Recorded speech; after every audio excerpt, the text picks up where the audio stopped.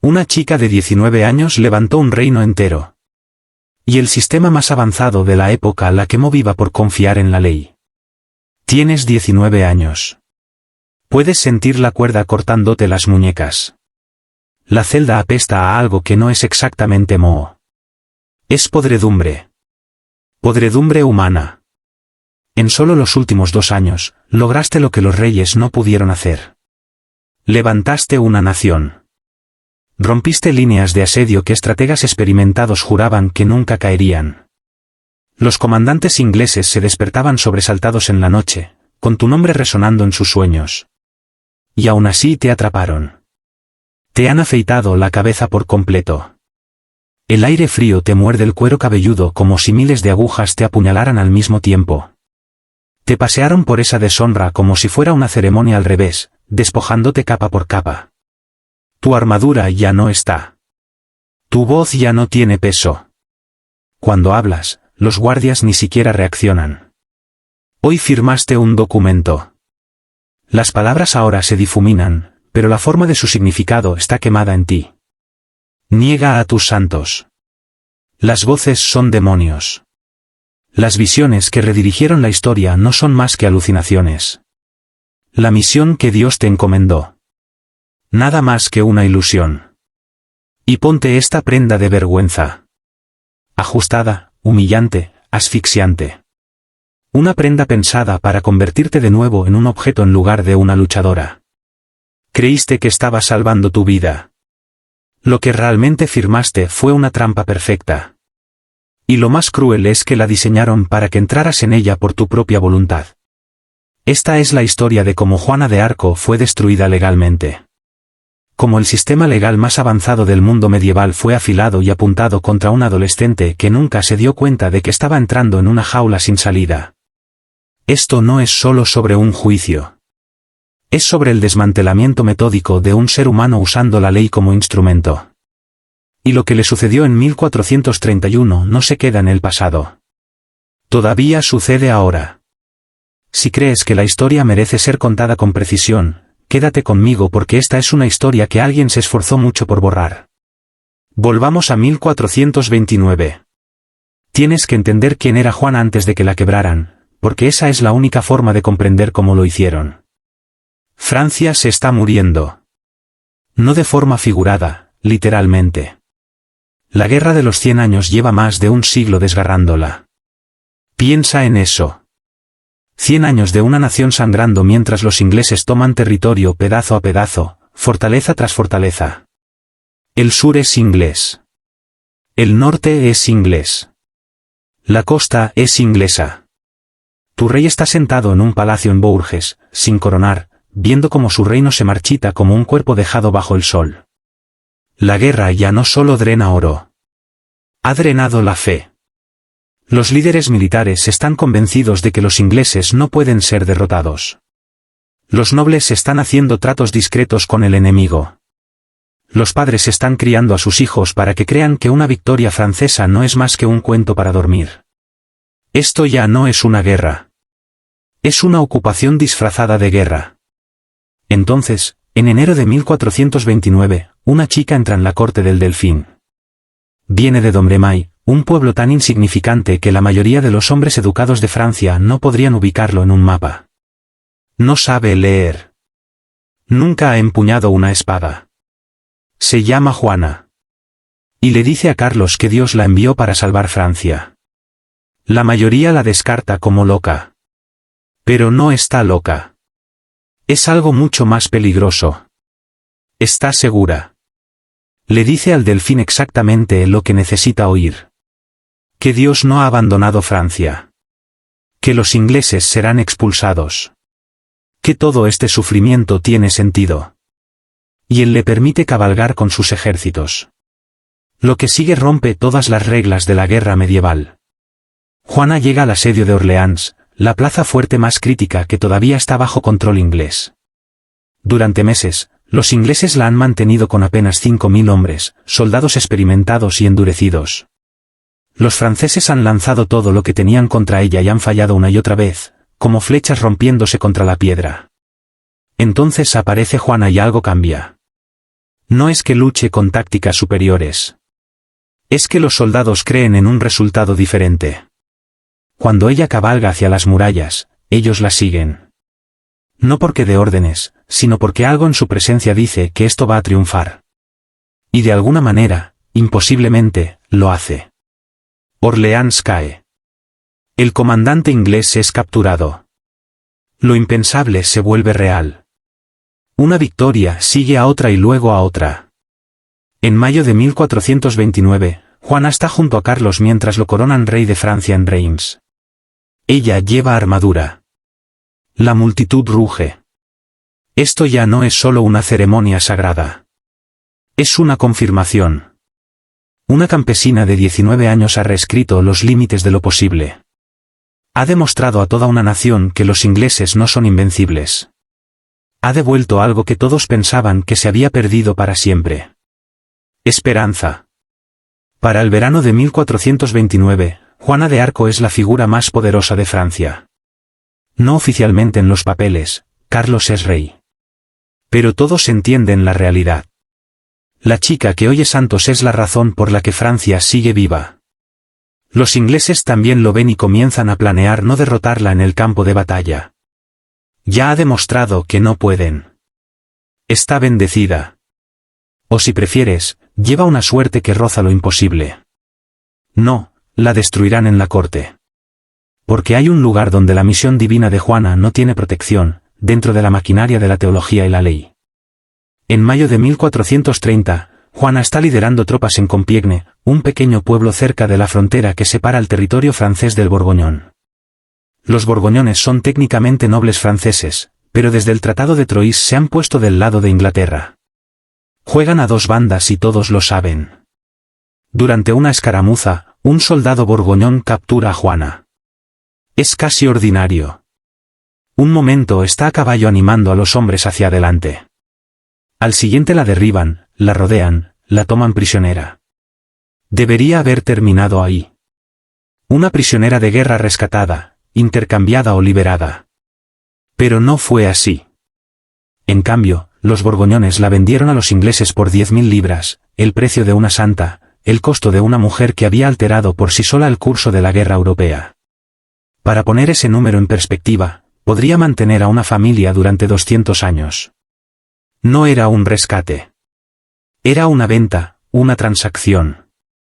Los ingleses no estaban comprando a una chica. Estaban comprando un icono que necesitaban borrar. Y aquí está el punto crucial. Juana ya no es valiosa porque sea una amenaza militar. Es valiosa porque representa algo.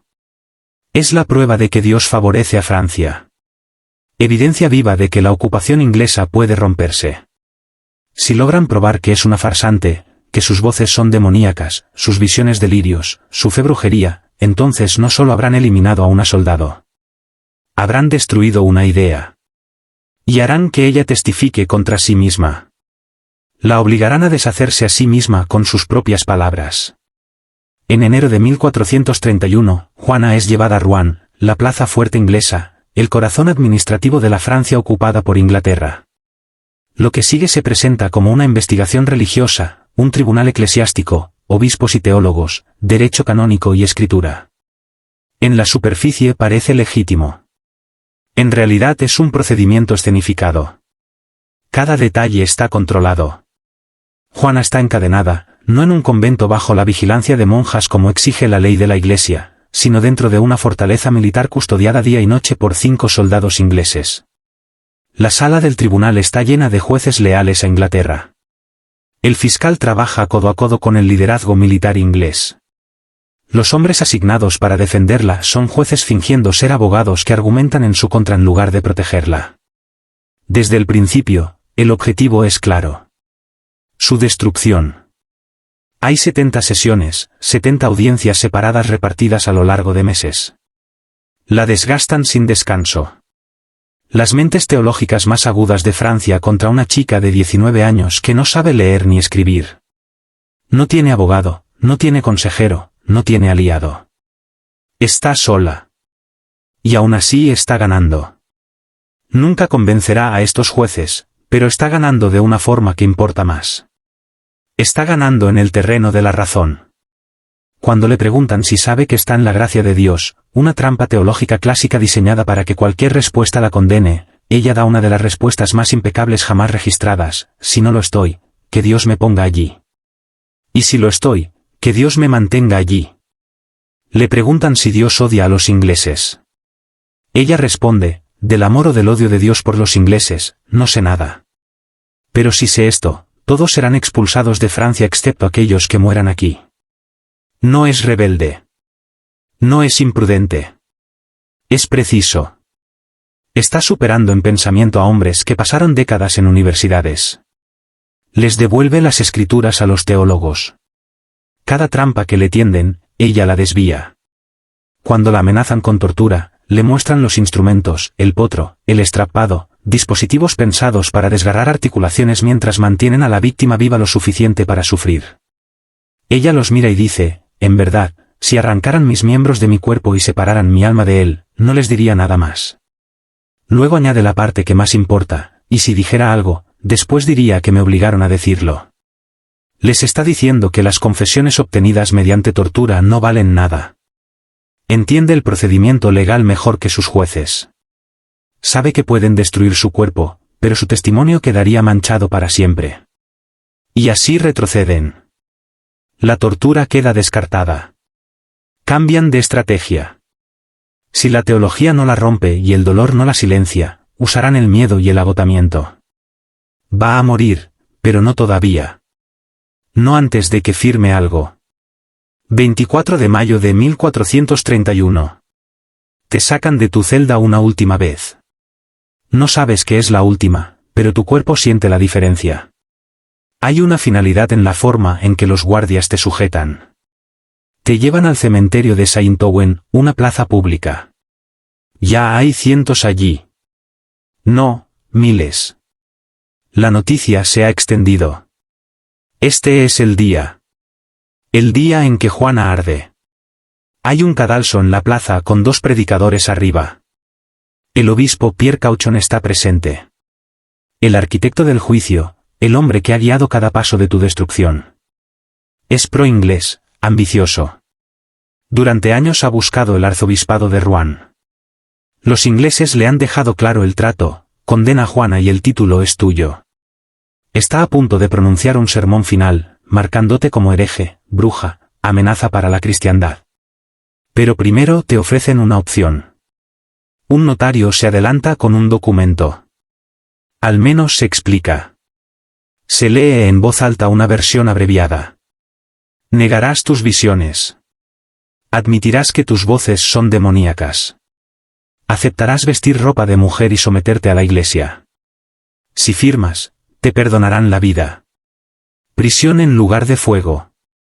El verdugo está junto al cadalso. Puedes ver la madera apilada alta, seca, esperando.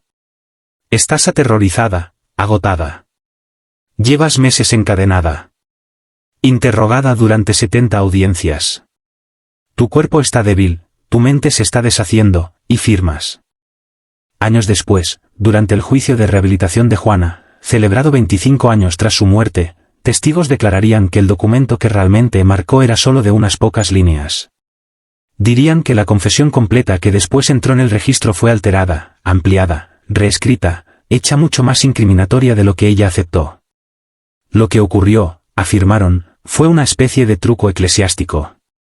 Ella firmó algo breve, desesperado. Lo que la corte preservó fue algo exhaustivo y condenatorio. Pero nada de eso importaba realmente. La trampa nunca estuvo en las palabras. Estaba en la firma misma. La escoltan de vuelta a prisión. La multitud murmura.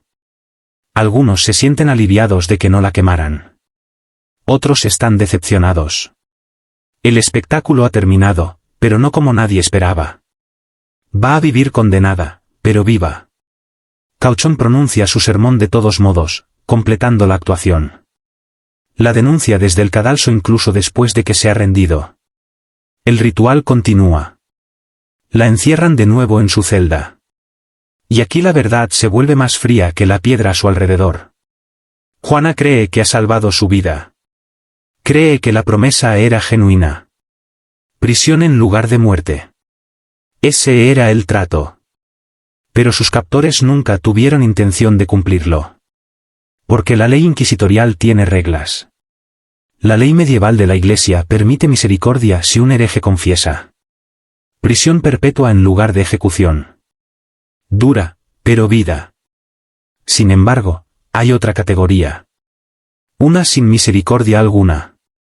Herejía recaída. Si un hereje se retracta y luego vuelve a la herejía. Si recae, automáticamente es entregado a las autoridades seculares y ejecutado. Sin nuevo juicio, sin segunda oportunidad. La recaída misma es la sentencia de muerte.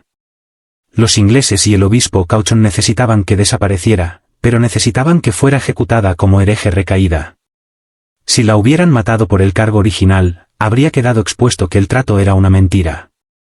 Habría parecido una ejecución hecha de mala fe. Habría revelado que la ley misma era un fraude. Pero si recaía, si volvía a sus supuestas herejías después de firmar la confesión, entonces la culpa sería solo suya. La ley podría reclamar perfección. Se le había ofrecido misericordia. Ella la había rechazado. Así que construyeron la trampa con cuidado. La devolvieron a la misma fortaleza militar.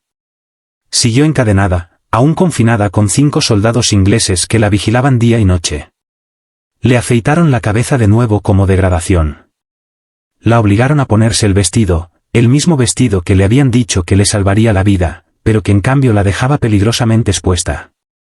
Durante meses, la ropa de hombre de Juan había sido su armadura. No simbólicamente, físicamente. Durante el juicio explicó que ataba su túnica y sus calzones con docenas de cordones apretados, sujetándolos tan firmemente que no podían quitárselos sin desgarrar la tela. Era protección contra agresiones. Protección dentro de habitaciones llenas de hombres hostiles. Más tarde, en el juicio de rehabilitación, testigos confirmaron que nobles ingleses habían intentado violarla en su celda. Esos cordones eran la única barrera que los detenía.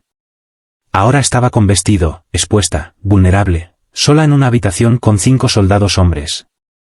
Comenzaron los insultos. Luego las amenazas. Luego las insinuaciones, promesas de que si no se sometía, vendría algo peor. Pasaron 4 días. 4 días de esa presión. Entonces ocurrió algo que selló su destino. Y aquí es donde el testimonio de rehabilitación se vuelve crucial. Una noche, los guardias le quitaron el vestido. Se lo quitaron por completo. La dejaron solo con la ropa de hombre que arrojaron a su celda en un saco. Le forzaron una decisión imposible, quedarse desnuda e indefensa ante los soldados o ponerse la ropa prohibida. Ella eligió la seguridad. El 28 de mayo, 4 días después de su confesión, 4 días dentro de este arreglo, los jueces fueron a su celda. El obispo Cauchon entró primero. Los demás lo siguieron. La encontraron con ropa de hombre. Juana les contó exactamente lo que había pasado. Explicó que le habían quitado el vestido, que no podía protegerse con ropa de mujer entre hombres armados, que no tenía alternativa. Pero no fue todo. Admitió algo más. Dijo que sus voces habían regresado, que los santos Miguel y Gabriel habían vuelto a ella, que la habían condenado por firmar la abjuración, que nunca debió haberlos negado. Ese fue el momento en que la trampa se cerró. Con sus propias palabras, dichas directamente a los jueces delante de testigos. Había vuelto a usar ropa de hombre, una violación explícita de la confesión, y admitió el regreso de sus voces. Una declaración clara de recaída. El veredicto llegó al instante, unánime, sin discusión, sin demora. Fue declarada hereje recaída. La promesa de vida duró exactamente 4 días. Aquí está la parte verdaderamente monstruosa. Juana no entendió lo que había sucedido. Creyó que estaba diciendo la verdad. Creyó que estaba explicando sus circunstancias. No tenía idea de que estaba escribiendo su propia orden de ejecución en el registro oficial. Nunca se dio cuenta de que los jueces habían diseñado una situación en la que tenía que elegir entre su seguridad corporal y su supervivencia. Le quitaron el vestido sabiendo que se pondría la ropa. Dejaron a los soldados sabiendo lo que haría el miedo. Contaron con su terror. Contaron con su honestidad. Y convirtieron ambas cosas en armas. Los ingleses no necesitaron tortura. No necesitaron victoria teológica. Solo necesitaron las condiciones adecuadas. Y su necesidad muy humana de protegerse terminaría el trabajo. Es escalofriante en su precisión, malvado, pero preciso. 30 de mayo de 1431. 800 soldados ingleses la escoltaron hasta la plaza del viejo mercado en Rouen. La hoguera estaba lista, cuidadosamente preparada. La madera estaba sazonada para arder rápido y fuerte. No querían que se prolongara. Querían silencio rápido. La desnudaron, la vistieron con una túnica blanca, le pusieron un gorro de papel en la cabeza marcado con hereje, recaída, apóstata, idólatra. Pidió un crucifijo. Su fraile improvisó uno con palos atados con cuerda. Rudimentario, simple, pero era Cristo, y era suficiente. Subió a la plataforma. La ataron al poste. No flojo, sino fuerte. Sin caerse, sin escapar, sin moverse. El verdugo encendió el fuego. Las llamas prendieron inmediatamente. Testigos después dijeron que no gritó. No maldijo a sus jueces. No se rebeló contra Dios, Inglaterra ni el destino. En cambio, llamó al hombre que había supervisado su destrucción. Obispo Cauchon, muero por tu causa. No una acusación, una declaración de hecho. Un testimonio final pronunciado mientras el fuego subía. Luego hizo una última petición. Pidió que sostuvieran el crucifijo en alto para que fuera lo último que viera. Un deseo simple, una mujer moribunda queriendo mirar a Cristo mientras ardía. Mientras el humo se espesaba y el calor se volvía insoportable, testigos dijeron que su voz aún podía oírse por encima de las llamas. Una y otra vez gritaba, Jesús, Jesús, Jesús. No una vez, una y otra vez, el nombre pronunciado como una oración, como una promesa, como la última verdad que quedaba en un mundo que se había podrido por completo. Y miles estaban allí mirando. Ciudadanos franceses que una vez la vitorearon, que habían sido rescatados por ella, ahora miraban cómo ardía. Soldados ingleses que habían diseñado su muerte. Sacerdotes que la habían condenado. Nobles que eligieron el silencio. Y entonces ocurrió algo que los ingleses no esperaban. Un secretario inglés, un hombre involucrado en el juicio, parte del mismo mecanismo que la sentenció, vio cómo su cuerpo se oscurecía en las llamas, vio cómo el fuego consumía a la campesina que había amenazado a un imperio, y según se cuenta gritó en la plaza, estamos perdidos. Hemos quemado a una santa. Hicieron todo lo posible para asegurar que su legado muriera con ella. Después de que su cuerpo quedó completamente ennegrecido, apartaron las brasas y expusieron los restos a la multitud. Prueba de que era mujer, prueba de que no había escapado, prueba de que estaba realmente muerta. Luego volvieron a quemar el cuerpo una y otra vez. Continuaron hasta que no quedó más que cenizas. Lo poco que sobró fue recogido y arrojado al río. Querían estar seguros de que ni siquiera su polvo pudiera convertirse en reliquia, de que ningún hueso pudiera ser venerado jamás. Su objetivo era la borradura total.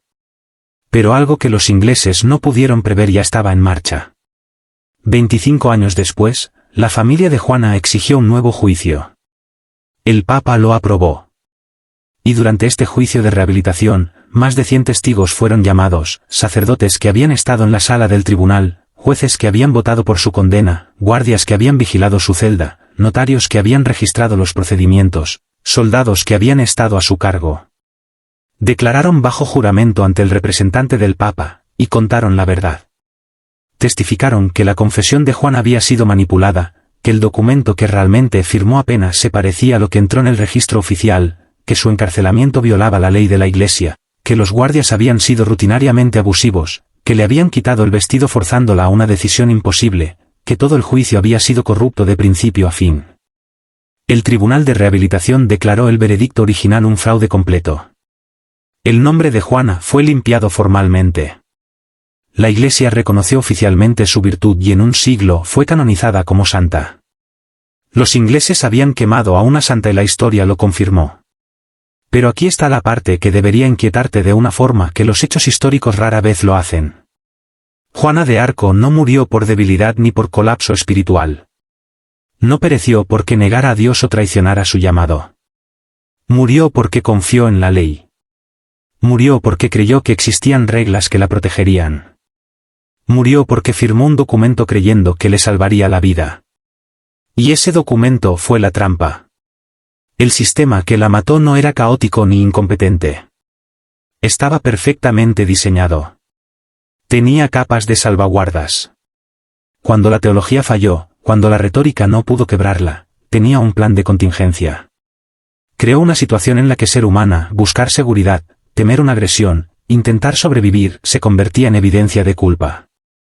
Su miedo mismo fue convertido en un arma. Y aquí es donde la historia deja de ser medieval. Vemos esta estructura en todas partes hoy. No siempre es fuego. No siempre es un cadalso en una plaza pública, pero el armazón es el mismo. Confesiones forzadas usadas contra el acusado. Trampas legales donde decir la verdad se convierte en prueba de culpa. Sistemas diseñados para que no haya resultado ganador. Donde la autodefensa se presenta como agresión. Donde pedir protección se trata como una mala acción.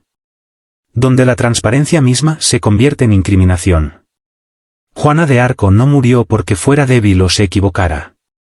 Murió porque quedó atrapada dentro de una máquina legal construida específicamente para destruirla y no había escapatoria. Firmó el papel porque quería vivir. Y ese deseo de vivir fue convertido en prueba de su culpa. Ese es el eco de 1431. Eso debería aterrorizarte. Acabas de escuchar una verdad que la historia intentó enterrar, la historia de una chica que salvó un reino y fue destruida por el mismo sistema que se suponía debía proteger la verdad. Si crees que la historia importa, si crees que estas historias merecen ser contadas completa y honestamente, suscríbete a Grim History porque la verdad no necesita seguir enterrada.